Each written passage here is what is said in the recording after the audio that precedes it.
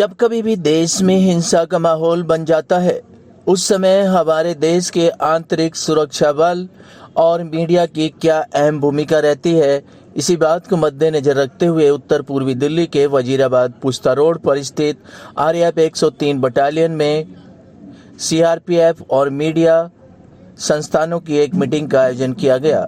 इस मीटिंग में हिंसा के दौरान आंतरिक सुरक्षा बल और मीडिया की क्या भूमिका रहनी चाहिए, इस पर विचार विमर्श किए गए।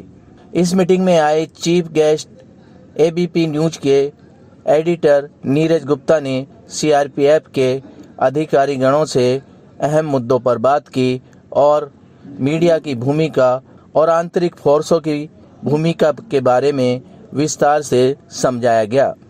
क्या कुछ इस मीटिंग में अहम मुद्दों पर बात की गई, पेश है हमारी ये रिपोर्ट। आज नीरज जी को बुलाया गया था, सीनियर एडिटर को।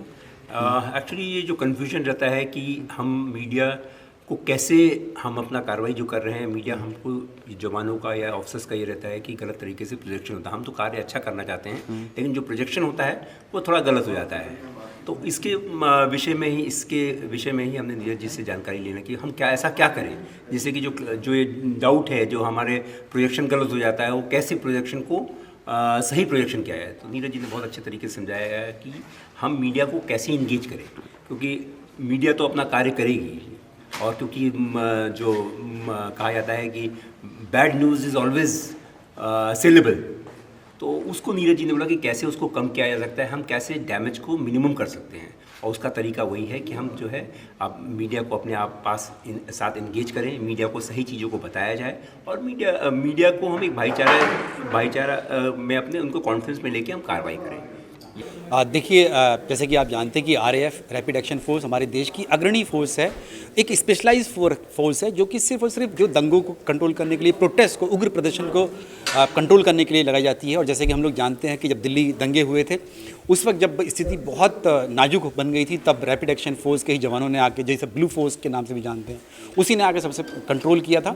तो उसी के लिए, क्योंकि रैपिड एक्शन फोर्स का जो काम है और उनका मीडिया के साथ रिलेशन किस तरह से होता है, उसको लेकर आज चर्चा हुई थी। तो उसी के बारे में हमने बताया कि आप जो है मीडिया को कंट्रोल करने की कोशिश करेंगे तो कंट्रोल तो नहीं हो पाएगा, लेकिन आप इंगेज जरूर कर सकते हैं मीडिया को। और इंगेजमेंट का मतलब ये नहीं कि आप सिर्फ कंट्रोल कहेंगे या आप कहेंगे कि आप ये फोटोग्राफ आपके जवान ने किसी ने डंडा मारते हुए किसी सिविलियन को लिया है या उसको डिलीट कर दीजिए, वो सब नहीं है। लेकिन आप अपनी बात को अपने अच्छे से रख सकते हैं। आपको क्या तरीका है, आप जब किसी भी वायलेंट प्रोटेस्ट को, क्योंकि हम लोग जानते हैं कि जब भीड़ उग्र होती है तो उसमें जो हुलीगन्स होते हैं, एंटी सोशल एलिमेंट्स भी हो सकते हैं, उनको कंट्रोल करना बेहद ज़रूरी है। और क्योंकि हम एक लोकतांत्रिक देश हैं, डेमोक्रेटिक कंट्री हैं, तो मीडिया तो रहेगी कवरेज करने के लिए आएगी। आप नहीं कह सकते कि आप कवरेज, पब्लिक प्लेस में कोई भी अगर प्रोटेस्ट हो रहा है तो उसको कवरेज करेगी। लेकिन उसमें भी जो हमारी फोर्सेज हैं, जो अपने, क्योंकि उनके भी रिस्क है उनको, क्योंकि भीड़ की तरफ से क्या कोई पेट्रोल बम फेंका जा रहा है, पत्थरबाजी की जा रही है, उसमें उनको भी रिस्क है। तो लेकिन उस सब के बीच में भी आप अपनी छवि है उसको कैसे एक अच्छी छवि दिखा सकते हैं। क्योंकि हम लोग देखते हैं कई बार कि फोर्सेस बहुत अच्छा काम करती हैं, सीआरपीएफ हो, आरएएफ हो, पुलिस भी, लेकिन उनकी एक डंडा मारने वाली तस्वीर जो है आ जाती है, अखबार में आ जाती है, छोटा सा वीडियो कहीं पर आ जाता है। तो उसके लिए आपको क्या करना है, मीडिया को एंगेज करना है, मीडिया को पूरी जानकारी आपको देनी है कि, और वाकई में अगर कुछ गलत हुआ है तो उसके बारे में कि क्या उसकी पृष्ठभूमि क्या थी, अगर आप वो बता देंगे तो शायद मीडिया में एक अच्छी पिक्चर, एक अच्छी छवि जो है आरएएफ की, रैपिड एक्शन फोर्स की जाएगी, जो कि हमारे देश में जो लॉ एंड ऑर्डर मेंटेन करने के लिए, कानून व्यवस्था मेंटेन करने के लिए, बनाए रखने के लिए बहुत ही एक अच्छी फोर्स है और स्पेशलाइज्ड फोर्स है। और शुभकामनाएं उनको कि आगे भी वो इसी तरह से हमारे देश में शांति बहाली करके रख सकें।